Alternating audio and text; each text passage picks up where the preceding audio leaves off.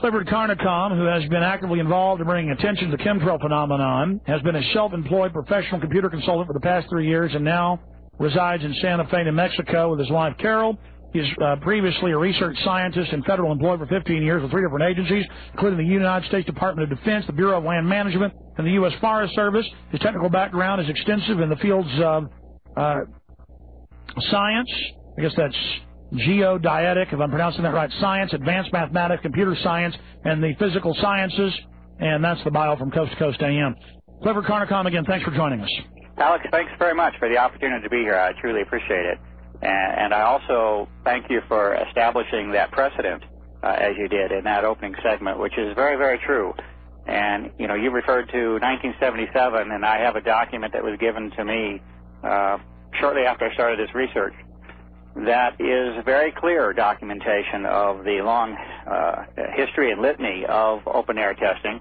This particular document concerns congressional hearings that were held in 1977 that basically raise a question. It's an acknowledgement that the U.S. population has been openly tested and or experimented or operated upon. I think, and U.S. Code Title 50, Chapter 30, U.S. Code Chapter 50, I've got to say this code real fast to be able to get it out right. That's how my memory works. U.S. Code Title 50, Chapter 32, subsection 1520A, paragraph B says they're allowed to use lethal chemical, biological, or radiological agents on the American people for research. Sorry. And, you know, this is 30 years later, but the opening line of these hearings is just amazing to me because it's basically unfortunate, but it appears as though after 30 years there's been really no progress made. I'd like to read this one sentence if I can. In the opening line to these hearings, it says, recent revelations of similar open-air testing in civilian areas have alarmed many people. Their concern extends beyond the safety or hazards presented by the test organisms. However, it goes to the heart of what a free society is all about. Should a democratic people cede to its government the full responsibility of determining when secret tests on unwitting subjects are necessary to protect the nation's security? That was Kennedy, back when Kennedy actually did some work in 1977. And I really give him credit because he raised the fundamental issue, which is really the very same issue now. And that is, to what limit is there, what threshold is there to the claim or guise of national security as a domain that is untouchable, no matter what the circumstances are. And this is the world that we're in now.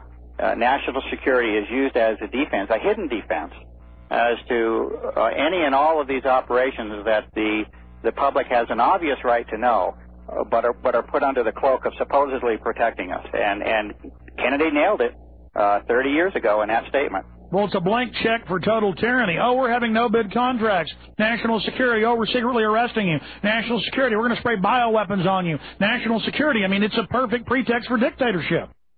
It is, and I thank you for establishing precedent because that's a good ground plane to start on, is for people to realize, you know, this is not something that needs to be imagined or constructed. This is very real, has a long history. What is different about this operation that I became involved in researching at the beginning of 1999 is that it's so huge. Is the scale and magnitude of the operation, and also the arrogance, the scale and the arrogance of the operation. And that is, we are now in a state of affairs where we have open-air testing on a global scale, direct lying about it from top officials. United States Air Force lied early in the game, direct lie to the American public, calling this a hoax without any real documentation of any kind to support their claim. And the scale and arrogance and magnitude of the effect is what's different. And that is important. It's not the same as conducting some localized test for some defensive project. This is open-air operations. It's not a test. This thing is in place. Our atmosphere has been changed. This world has been changed.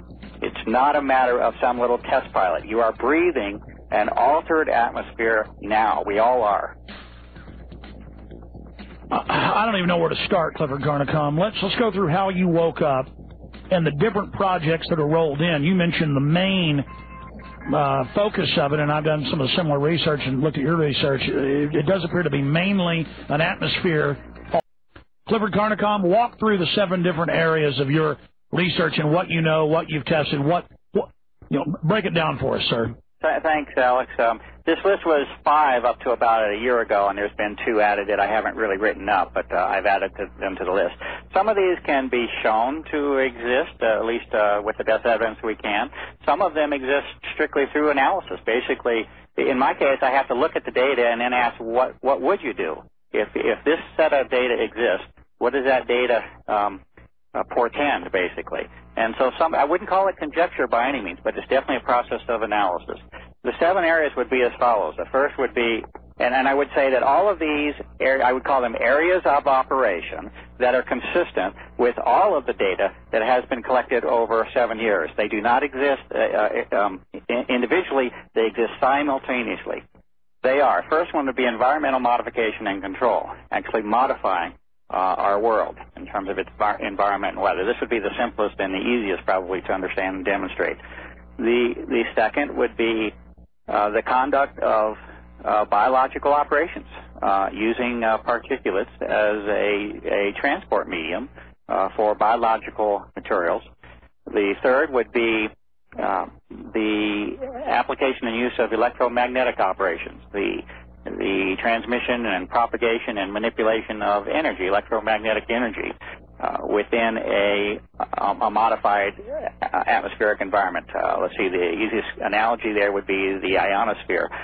Think of the conditions of the ionosphere at altitude, which some type of conductivity for HAARP or something. Yeah, that's right. That medium. Think of that medium of the ionosphere being brought to a lower level around the Earth, basically. We can talk about each of these in more detail. The fourth would be military operations, defense, military, offensive, defense, and military operations.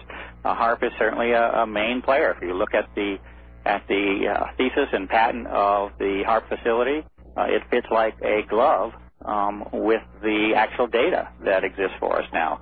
The fifth is a little bit more esoteric, but still quite feasible to me. This would be one based on analysis, and that is geophysical modification. Actually, the consideration of whether the planet itself, I'm not talking about just the atmosphere, but the geophysics of the Earth.